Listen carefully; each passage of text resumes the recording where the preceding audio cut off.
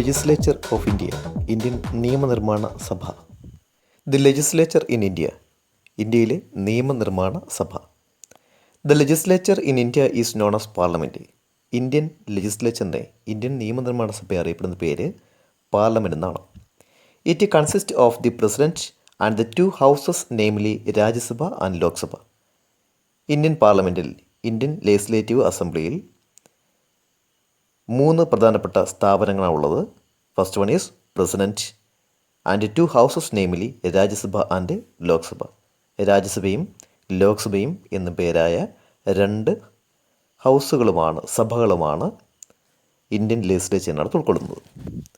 The Rajya Sabha is known as the upper house and the Lok Sabha is known as the lower house.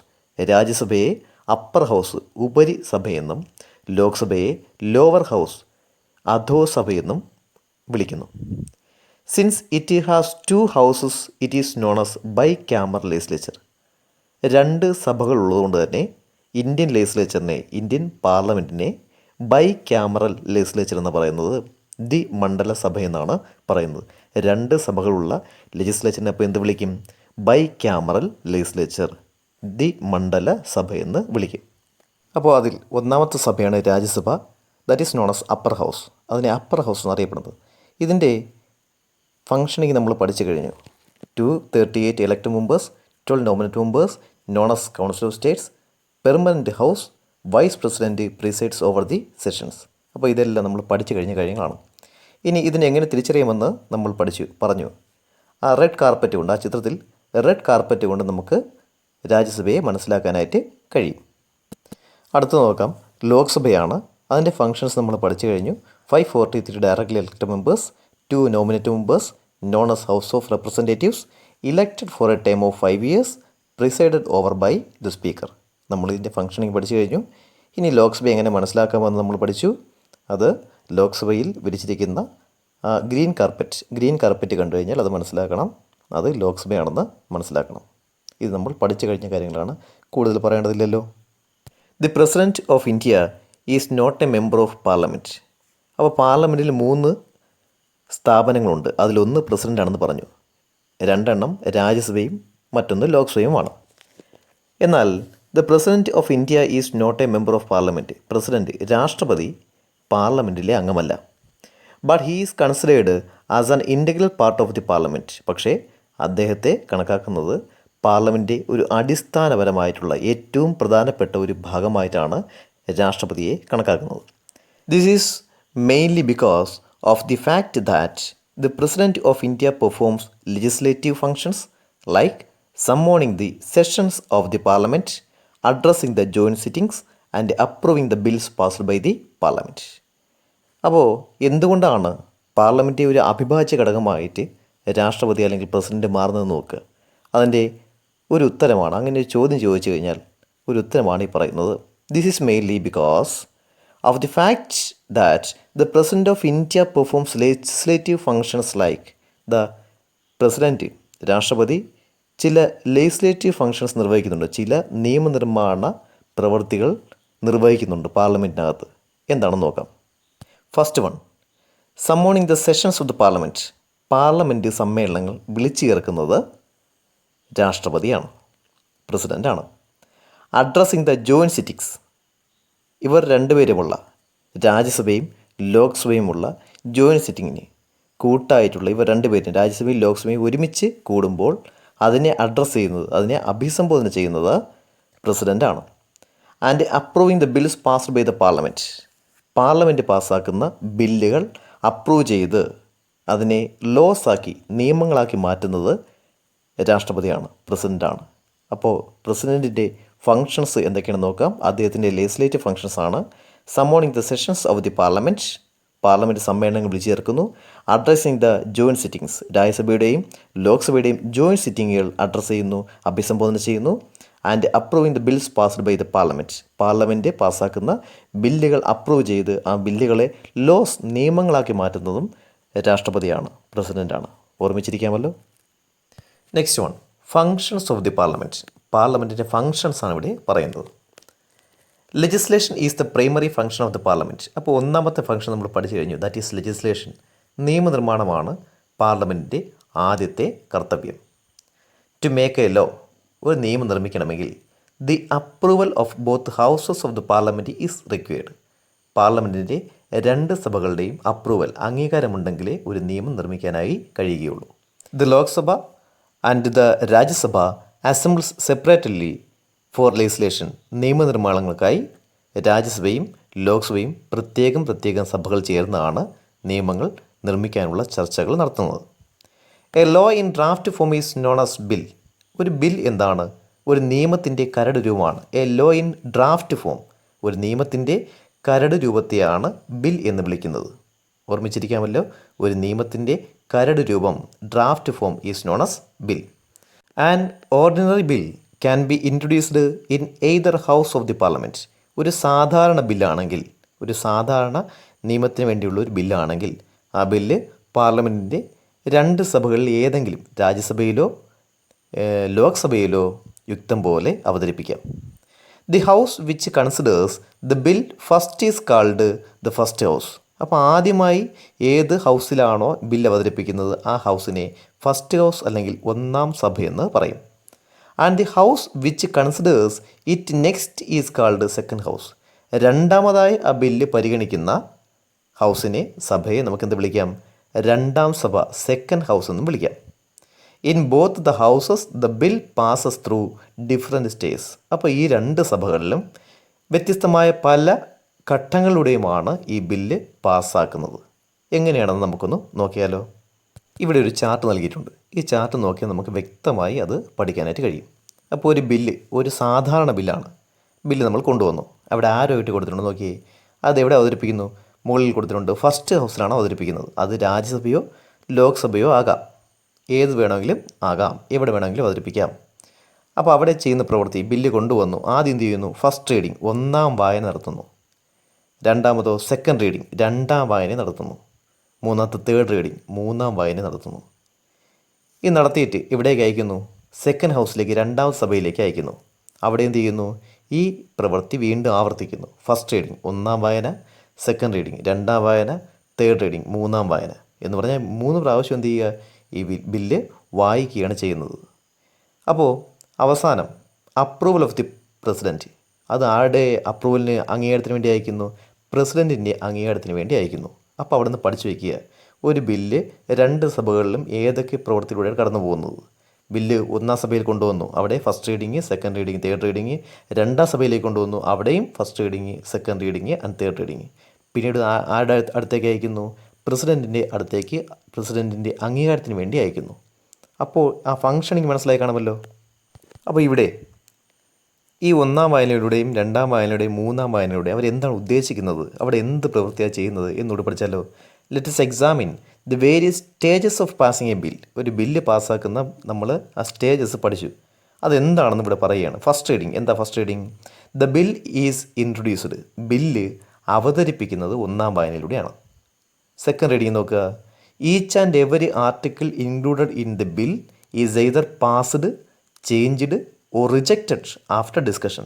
അപ്പോൾ ആ ബില്ലിൽ അവതരിപ്പിച്ചിരിക്കുന്ന അല്ലെങ്കിൽ ബില്ലിൽ ഇൻക്ലൂഡ് ചെയ്യിപ്പിക്കുന്ന, ഉൾക്കൊള്ളിച്ചിരിക്കുന്ന നിയമങ്ങൾ, നിയമവശങ്ങൾ, ആർട്ടിക്കിളുകൾ, അവ ഒന്നുകിൽ എയ്തർ പാസ്ഡ്, പാസ്സാക്കുകയോ, ആൻഡ് ചേഞ്ച്ഡ്, ചേഞ്ച് ചെയ്യുകയോ, ഓർ റിജക്റ്റ്, അത് തള്ളിക്കളയുകയോ ചെയ്യാം. എന്തിനു ശേഷമാണ്? After discussion. അപ്പോൾ ചർച്ചകൾക്ക് ശേഷം, ഈ സെക്കൻഡ് റീഡിങ്ങിലാണ് ചർച്ചകൾക്ക് ശേഷം ഒരു ബില്ലിൽ ഒരു ആർട്ടിക്കിൾ, ഏതെങ്കിലും ആർട്ടിക്കിൾ അത് പാസ്സാക്കുകയോ അതിൽ മാറ്റം വരുത്തുകയോ ചേഞ്ച് ചെയ്യുകയോ ഓർ റിജക്റ്റഡ്, അതിനെ തള്ളിക്കളയുകയോ ചെയ്യുന്നത് സെക്കൻഡ് റീഡിങ്ങിലാണ്. തേർഡ് റീഡിങ് നോക്കിയേ. The bill as a whole is passed or rejected. Bill മുഴുവനായി, പൂർണ്ണമായി മൂന്നാം വായനയിൽ, ഈ മൂന്നാം വായനയിൽ ആ ബില്ല് പൂർണ്ണമായും മുഴുവനായും അത് പാസ്സാക്കുകയോ റിജക്റ്റ് ചെയ്യുകയോ തള്ളിക്കളയുകയോ ചെയ്യുന്നു. അപ്പോൾ ഈ 3 പ്രവൃത്തിയും എന്താണെന്ന് നന്നായി പഠിച്ചു വയ്ക്കാമല്ലോ. നെക്സ്റ്റ് നോക്കിയേ. After passing the bill in the first house. അപ്പോൾ ഒന്നാം സഭയിൽ ഇത് പാസ്സാക്കി വിട്ടു. It is send to the second house. ഇത് എവിടേക്ക് അയക്കും? രണ്ടാം സഭയിലേക്ക് അയക്കും. അവിടെയും എന്ത് തന്നെ നടക്കും? ഈ പ്രവൃത്തി തന്നെ നടക്കുമല്ലോ. അപ്പോൾ നമുക്ക് നേരത്തെ കണ്ട ആ ചാർട്ട് ഒന്നുകൂടെ നോക്കാം. അവിടെ ഫസ്റ്റ് ഹൗസിൽ ബില്ല് കൊണ്ടുവന്നു. First reading, second reading, third reading. അപ്പോൾ അത് 3 എന്താണെന്ന് അറിയാമല്ലോ. അത് അവിടെ കഴിഞ്ഞു. എന്നിട്ട് എവിടേക്ക് അയക്കും? സെക്കൻഡ് ഹൗസിലേക്ക് അയക്കും. അവിടെയും ഫസ്റ്റ് റീഡിങ്ങും സെക്കൻഡ് റീഡിങ്ങും തേർഡ് റീഡിങ് കഴിയും. എന്നിട്ടാണ് അവിടെയും ആ പ്രവൃത്തികൾ, ഫസ്റ്റ് റീഡിങ് എന്താണെന്നറിയാം, സെക്കൻഡ് റീഡിങ് എന്താണെന്നറിയാം, തേർഡ് റീഡിങ് എന്താണെന്നറിയാം, അത് കഴിഞ്ഞിട്ടാണ് എവിടേക്ക് അയക്കുന്നത്? പ്രസിഡൻറ്റിൻ്റെ അപ്രൂവലിന് വേണ്ടി അയക്കുന്നത്. അത് നന്നായി ഒന്ന് പഠിച്ചു വെച്ചിരിക്കണം കേട്ടോ. After passing the bill in the first house it is send to second house. നമ്മൾ പറഞ്ഞു കഴിഞ്ഞു. എല്ലാം with certificate of the presiding officer. അപ്പോൾ ഈ രണ്ട് സഭകളിലെയും പ്രിസൈഡിംഗ് ഓഫീസേഴ്സ് ആരാണ്?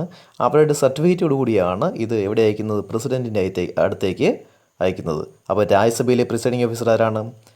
വൈസ് പ്രസിഡൻ്റാണ്. ലോക്സഭയിലെയോ സ്പീക്കറുമാണ്. ഇവ രണ്ടുപേരുടെയും സർട്ടിഫിക്കേഷനോട് കൂടിയാണ് ആരുടെ അടുത്തേക്ക് അയക്കുന്നത്? പ്രസിഡൻറ്റിൻ്റെ അടുത്തേക്ക് അയക്കുന്നത്. The bill passes once again through the above mentioned 3 stages in the second house. അപ്പോൾ ഈ രണ്ട് സഭകളിലും നമ്മൾ നേരത്തെ പറഞ്ഞു, ഒന്നാം സഭയിൽ എല്ലാ പ്രവൃത്തിയും കഴിഞ്ഞ് രണ്ടാം സഭയിലേക്ക് അയക്കുന്നു. അവിടെയും ഈ ഫംഗ്ഷനെല്ലാം കൃത്യമായി ഓരോന്നിങ്ങനെ കഴിഞ്ഞിട്ടാണ് ഇവിടേക്ക് അയക്കുന്നത്, പ്രസിഡൻറ്റിൻ്റെ അടുത്തേക്ക് അയക്കുന്നത്. After the bill is passed by both houses. അപ്പോൾ രണ്ട് സഭകളും ഈ ബില്ല് പാസ്സാക്കി. ഒന്നാം സഭയും പാസ്സാക്കി, രണ്ടാം സഭയും, രാജ്യസഭയോ ലോക്സഭയോ, ഇത് രണ്ട് സഭകളും ഈ ബില്ല് പാസ്സാക്കി അയക്കുന്നു. എവിടേക്ക് അയക്കുന്നു? It is send to the president for approval. പ്രസിഡൻറ്റിൻ്റെ അടുത്തേക്ക് അയക്കുന്നത് എന്തിനു വേണ്ടിയാണ്? അപ്രൂവലിന് വേണ്ടി, അംഗീകാരത്തിന് വേണ്ടി അയക്കുന്നു. On getting the approval of the president the bill becomes a law. അങ്ങനെ പ്രസിഡൻറ്റിൻ്റെ അംഗീകാരം ലഭിച്ചാൽ മാത്രമേ ഒരു ബിൽ എന്താവുകയുള്ളൂ? ഒരു ലോ, ഒരു ആക്ട്, ഒരു നിയമം ആകുകയുള്ളൂ. If there is a difference of opinion between the two houses, a joint sitting of both houses of the parliament is summoned and a decision is taken. അപ്പോൾ ഈ സഭകളിൽ, രണ്ട് സഭകളിലും ഈ ബില്ലിനെക്കുറിച്ച് എന്തെങ്കിലുമൊക്കെ തന്നെ തർക്കങ്ങളുണ്ടെങ്കിൽ, അഭിപ്രായ വ്യത്യാസമുണ്ടെങ്കിൽ, ഈ രണ്ട് സഭകളുടെയും സമ്മേളനം ഒരുമിച്ച് വിളിച്ചേർത്ത് അവിടെ തീരുമാനം കൈക്കൊള്ളാൻ കഴിയും. എങ്ങനെയാണെന്ന് നോക്കാം. It is the president who summons the joint sitting of the parliament which is presided over by the speaker of the Lok Sabha. ആ പ്രസിഡൻറ്റിന് രണ്ട് സഭകളുടെയും സമ്മേളനം, ജോയിൻറ്റ് സിറ്റിംഗ് വിളിച്ചു ചേർക്കാനായിട്ട് കഴിയും. അപ്പോൾ പ്രസിഡൻറ്റ് എന്ത് ചെയ്യുന്നു? Who summons the joint sittings of the പാർലമെൻറ്റിൻ്റെ രണ്ട് സഭകളുടെയും സംയുക്ത സമ്മേളനം വിളിച്ചു ചേർക്കുന്ന ആരാണ്? പ്രസിഡൻ്റാണ്. അതും പ്രസിഡൻറ്റിൻ്റെ ഒരു ഫംഗ്ഷനാണ്. അതും പഠിച്ചു വയ്ക്കാമല്ലോ. Which is presided over by the speaker.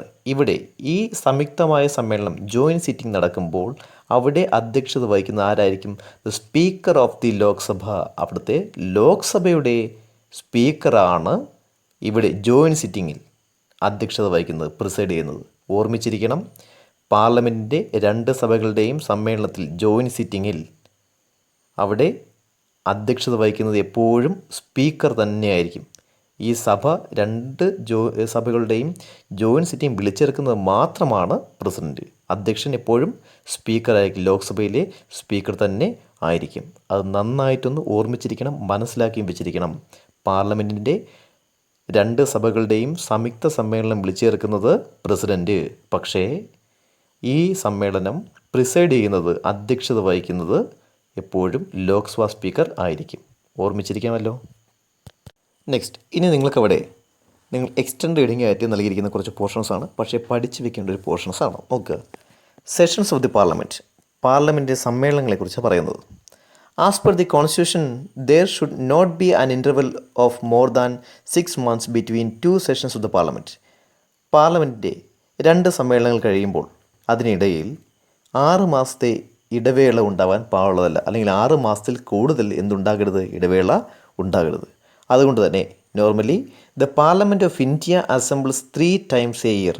അതുകൊണ്ട് തന്നെ ഇന്ത്യൻ പാർലമെൻറ്റ് വർഷത്തിൽ 3 പ്രാവശ്യം സമ്മേളിക്കും. അപ്പോൾ ഇന്ത്യൻ പാർലമെൻറ്റ് വർഷത്തിൽ എത്ര പ്രാവശ്യം സമ്മേളിക്കുന്നു? 3 പ്രാവശ്യം. നമുക്കതിനെ 3 പ്രാവശ്യത്തെ സമ്മേളനത്തെയും ഓരോ പേരുകൾ വിളിക്കാം. They are known as monsoon session എന്നും, വിൻ്റർ സെഷൻ എന്നും, സമ്മർ സെഷൻ എന്നും 3 പേരിൽ വിളിക്കുന്നു. അപ്പോൾ മൺസൂൺ സെഷൻ മഴക്കാല സമ്മേളനം, മൺസൂൺ സമ്മേളനം, വിൻ്റർ സെഷൻ ശൈത്യകാല സമ്മേളനം, ആൻഡ് സമ്മർ സെഷൻ വേനൽക്കാല സമ്മേളനം. ഇങ്ങനെ 3ആയി ഇന്ത്യൻ പാർലമെൻറ്റിൻ്റെ സമ്മേളനങ്ങൾ 3 പേരിൽ അറിയപ്പെടുന്നു. If needed the Rajya Sabha assembles 4 times a year. ആവശ്യമാണെങ്കിൽ രാജ്യസഭ 4 പ്രാവശ്യം സമ്മേളിക്കാം. അപ്പോൾ വേണമെങ്കിൽ രാജ്യസഭ എത്ര പ്രാവശ്യം സമ്മേളിക്കാം? 4 പ്രാവശ്യം സമ്മേളിക്കാൻ കഴിയും. നെക്സ്റ്റ്, ക്വസ്റ്റ്യൻ അവർ, ചോദ്യോത്തരവേള. Daily sessions of the parliament begins with question hour. പാർലമെൻറ്റിലെ സമ്മേളനങ്ങൾ എല്ലാ ദിവസവും ആരംഭിക്കുന്നത് ക്വസ്റ്റ്യൻ അവറുടെ കൂടിയാണ്, ചോദ്യോത്തരവേളയുടെ കൂടിയാണ്. Every day the parliament meets at 11 in the morning and the initial hour is question hour. ആ പാർലമെൻറ്റ് എല്ലാ ദിവസവും 11 മണിക്ക്, രാവിലെ 11 മണിക്ക് സമ്മേളിക്കുകയും ആ 11 മണി മുതലുള്ള 1 മണിക്കൂറാണ് ക്വസ്റ്റ്യൻ അവർ, ചോദ്യോത്തരവേളയ്ക്കുള്ള സമയം. അപ്പോൾ എത്ര മണി മുതൽ എത്ര മണി വരെ ആയിരിക്കും? 11 മുതൽ 12 മണി വരെ ആയിരിക്കും. The members can ask questions relating to any administrative subject. ഏതെങ്കിലും ഭരണപരമായിട്ടുള്ള കാര്യങ്ങൾക്ക് അതുമായി ബന്ധപ്പെട്ട ചോദ്യങ്ങൾ ആർക്ക് ചോദിക്കാം? അംഗങ്ങൾക്ക്, പാർലമെൻറ്റ് അംഗങ്ങൾ. അവരാരായിരിക്കും? MP മാരായിരിക്കും, മെമ്പർ ഓഫ് പാർലമെൻറ്റ്. അവർക്ക് ചോദിക്കാനായിട്ട് കഴിയും. The ministers in charge will give answers to them. ആ ചോദ്യങ്ങൾക്ക് ഉത്തരം നൽകുന്നത് ആരായിരിക്കും? അതിൻ്റെ ഉത്തരവാദിത്തപ്പെട്ട മിനിസ്റ്റർ, മന്ത്രി ആയിരിക്കും. The time table of the state legislature's are different from that of the parliament. അപ്പോൾ എന്നാൽ പാർലമെൻറ്റിലെ ഈ സമയം, ക്വസ്റ്റ്യൻ അവറിൻ്റെയൊക്കെ തന്നെ സമയം നമ്മുടെ സ്റ്റേറ്റ് ലെജിസ്ലേച്ചറിനേക്കാൾ വ്യത്യാസപ്പെട്ടായിരിക്കും. നമ്മുടെ സ്റ്റേറ്റ് ലെജിസ്ലേച്ചർ വ്യത്യസ്തമായ സമയത്തായിരിക്കും ഈ ക്വസ്റ്റ്യൻ അവറൊക്കെ തന്നെ കൂടുന്നത്. എന്നാൽ നമ്മുടെ പാർലമെൻറ്റ് 11 മണി മുതൽ 12 മണി വരെയുള്ള 1 മണിക്കൂറാണ് ക്വസ്റ്റ്യൻ അവറിനായി കൂടുന്നത്. അത് നന്നായി ഒന്ന് ഓർമ്മിച്ചിരിക്കാമല്ലോ. നെക്സ്റ്റ് ഈസ് 0 അവർ, ശൂന്യവേള. 0 അവർ, ശൂന്യവേള. അറ്റ് 12 noon, 12 മണിയാകുമ്പോൾ ഉച്ചയ്ക്ക്. വിശക്കുമായിരിക്കുമല്ലേ? ആ വിശപ്പിൻ്റെ കാര്യമല്ല ഇവിടെ പറയുന്നത്. നോക്കുക, ദി ക്വസ്റ്റ്യൻ അവർ എൻഡ്സ്. 12 മണിയാകുമ്പോഴത്തേക്കും ക്വസ്റ്റ്യൻ അവർ അവസാനിക്കും. നമ്മൾ പറഞ്ഞു 11 മണി മുതൽ 12 മണി വരെയാണ് ക്വസ്റ്റ്യൻ അവർ. 12 ആകുമ്പോൾ ക്വസ്റ്റ്യൻ അവർ അവസാനിക്കും. The small interval after the question hour before commencing deliberations on the items on agenda is known as 0 അവർ. അപ്പോൾ ഈ ക്വസ്റ്റ്യൻ അവർ കഴിഞ്ഞ് ഒരു കുറച്ച് സമയം ഉണ്ടായിരിക്കും, ഒരു ചെറിയ ഇൻ്റർവെൽ. ഈ സമയത്തെയാണ് 0 അവർ എന്ന് പറയുന്നത്. എപ്പോഴാണ് നോക്കുക? The small interval after the question hour before commencing deliberations on the items on the agenda. അജണ്ടയിലുള്ള ഐറ്റംസ്, അജണ്ടയിലുള്ള വിഷയങ്ങൾ ഏതൊക്കെയാണ് അതൊക്കെ തന്നെ ആലോചിക്കുന്നത്, ചർച്ച ചെയ്യുന്നതിനൊക്കെ മുന്നോടിയായിട്ടുള്ള ഒരു ചെറിയ ഇൻ്റർവെൽ. ആ ഇൻ്റർവെൽ സമയത്തെയാണ് 0 അവർ എന്ന് പറയുന്നത്. അപ്പോൾ ഒരു 5 10 അല്ലെങ്കിൽ 15 മിനിറ്റ് കാണും അല്ലേ? 5 മുതൽ 15 വരെ മിനിറ്റ് ആണ് അതിനുള്ള സമയം. അപ്പോൾ ആ ഇൻ്റർവെൽ ടൈമാണ് 0 അവർ അല്ലെങ്കിൽ ശൂന്യവേള എന്ന് പറയുന്നത്. It is known as 0 hour because it is 12 o'clock. എന്തുകൊണ്ടാണ് അങ്ങനെ വിളിക്കുന്നത് 0 അവർ എന്ന്? ഉച്ചയ്ക്ക് 12 മണിയാണ്. നമ്മുടെ ഇൻ്റർനാഷണൽ ക്ലോക്ക് പ്രകാരം 24 അവർ ക്ലോക്ക് പ്രകാരം ഉച്ചയ്ക്ക് 12 മണി എന്ന് പറഞ്ഞാൽ 00 കാണിക്കുന്ന സമയമാണല്ലേ? അതുകൊണ്ടാണ് ഈ സമയത്തെ 0 അവർ അല്ലെങ്കിൽ ശൂന്യവേള എന്ന് പറയുന്നത്. The house considers adjournment motion, calling attention motion etcetera during this time. ഈ സമയത്താണ് ആ സഭയിൽ adjourn motion, calling attention motion എന്നീ 2 സംഭവങ്ങൾ നടക്കുന്നത്. അടിയന്തര പ്രമേയവും ശ്രദ്ധ ക്ഷണിക്കൽ പ്രമേയവും. ഇത് രണ്ടും നടക്കുന്നത് ഈ 15 മിനിറ്റാണ്. 12 മുതൽ 12:15 വരെയുള്ള സമയത്താണ്. The 0 hour last for 5 to 15 minutes. 5 മുതൽ 15 മിനിറ്റ് വരെ എന്ത് നീളാം? 0 അവർ, ശൂന്യവേള നീളാം. അപ്പോൾ എന്താണ് ശൂന്യവേള എന്ന് എല്ലാവരും ഒന്ന് പഠിച്ചു വെക്കണം. നെക്സ്റ്റ് അടുത്ത് നോക്കി, ദറ്റ് ഈസ് മണി ബിൽ. ധനബില്ലാണ് പറയുന്നത്. The procedure of passing a money bill is different from that of an ordinary bill. അപ്പോൾ നമ്മൾ നേരത്തെ പറഞ്ഞു, ഒരു സാധാരണ ബിൽ പാസ്സാക്കുന്ന പോലെയല്ല, വ്യത്യസ്തമായ രീതിയിലാണ് മണി ബിൽ പാസ്സാക്കുന്നത്. അപ്പോൾ മണി ബിൽ പാസ്സാക്കുന്നത് പ്രത്യേകം പഠിച്ചു വയ്ക്കണം. ഒരു സാധാരണ ബിൽ പോലെയല്ല. What is a money bill? എന്താണ് ഒരു മണി ബിൽ? അവിടെ ഇങ്ങനെ പഠിച്ചു വയ്ക്കുക. Any bill relating to the collection of revenue or expenditure from the consolidated fund can be termed as money bill. നമ്മുടെ രാജ്യത്തിൻ്റെ പണത്തിൽ നിന്ന് വരവ് ചിലവ് കുറിക്കുന്ന, അല്ലെങ്കിൽ വരവ് ചിലവുമായി ബന്ധപ്പെട്ട, നമ്മുടെ രാജ്യത്തിൻ്റെ നികുതി പണത്തിൽ നിന്നുള്ള വരവ് ചിലവുമായി ബന്ധപ്പെട്ട ഏതൊരു ബില്ലിനെയും നമുക്ക് എന്ത് പറയാം? മണി ബിൽ എന്ന് പറയാം. അപ്പോൾ എന്താണെന്ന് നോക്കാം. Any bill relating to the collection of revenue collection, നികുതി വരുമാനവുമായി ബന്ധപ്പെട്ട ഒരു ബില്ലോ, ഓർ എക്സ്പെൻഡിച്ചർ, അതിൻ്റെ ചിലവുമായി ബന്ധപ്പെട്ട ഏതെങ്കിലും ഒരു ബില്ലോ, അതിനെ എന്ന് പറയാം ഫ്രം ദി കൺസോളിഡേറ്റഡ് ഫണ്ട്, രാജ്യത്തിൻ്റെ മുഴുവൻ സമ്പത്തിൽ നിന്നും നമ്മൾ ഉപയോഗിക്കുന്നതോ രാജ്യത്തിനുള്ളിലേക്ക് വരുന്ന നികുതി പണമോ അതുമായി ബന്ധപ്പെട്ട ഏതെങ്കിലും ഒരു bill, that can be termed as money bill. അങ്ങനെയുള്ള ബില്ലുകളെ നമുക്ക് എന്ത് പറയാം? മണി ബിൽ എന്ന് പറയാം. The constitution states that a money bill can be introduced only in the Lok Sabha. അപ്പോൾ അവിടെ ഭരണഘടന പ്രത്യേകം പറയുന്നുണ്ട്, ഒരു മണി ബിൽ, അത് മണി ബില്ലാണെങ്കിൽ, എക്സ്പെൻഡിച്ചറോ റവന്യൂവുമായി ബന്ധപ്പെട്ട ബില്ലാണെങ്കിൽ അത് ആദ്യം എവിടെ മാത്രമേ അവതരിപ്പിക്കാൻ പാടുള്ളൂ? ലോക്സഭയിൽ മാത്രമേ അവതരിപ്പിക്കാൻ പാടുള്ളൂ. അത് കൃത്യമായി പഠിച്ചു വയ്ക്കണം. ഒരു മണി ബില്ലാണെങ്കിൽ, ധനബില്ലാണെങ്കിൽ ആ ധനബില്ല് ആദ്യം ലോക്സഭയിൽ മാത്രമേ അവതരിപ്പിക്കുകയുള്ളൂ. രാജ്യസഭയിൽ അത് രണ്ടാമതായിരിക്കും അവതരിപ്പിക്കുന്നത്. After the bill is passed by the Lok Sabha it is send to the Rajya Sabha with certificate of the speaker that the bill is a money bill. അപ്പോൾ ലോക്സഭ ആ ബിൽ പാസ്സാക്കിയതിന് ശേഷം സ്പീക്കറുടെ സർട്ടിഫിക്കേഷനോടുകൂടി, സ്പീക്കറുടെ അംഗീകാരത്തോടുകൂടി അത് രാജ്യസഭയിലേക്ക് അയക്കുന്നു. അപ്പോൾ മണി ബില്ലിന് അങ്ങനെ ഒരു പ്രത്യേകതയുണ്ട്, ആദ്യം ലോക്സഭയിലാണ് അവതരിപ്പിക്കുന്നത്. The Rajya Sabha must return the money bill along with its recommendations to the Lok Sabha within a period of 14 days.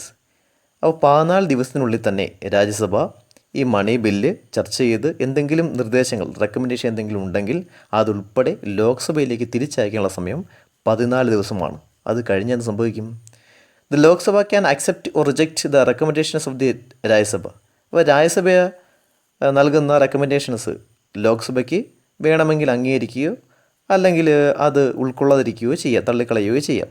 എന്തിരുന്നാലും ശരി 14 ദിവസത്തിനുള്ളിൽ ഇത് അയച്ചില്ലെങ്കിൽ അത് രാജ്യസഭ പാസ്സാക്കിയെന്ന് കണക്കാക്കി ലോക്സഭ അത് അംഗീകാരത്തിനായി, പ്രസിഡൻറ്റിൻ്റെ അംഗീകാരത്തിനായി അയക്കും. Is legislation the only function of the parliament? പാർലമെൻറ്റിന് ലെജിസ്ലേഷൻ എന്ന ഫങ്ഷൻ മാത്രമാണോ? അല്ല.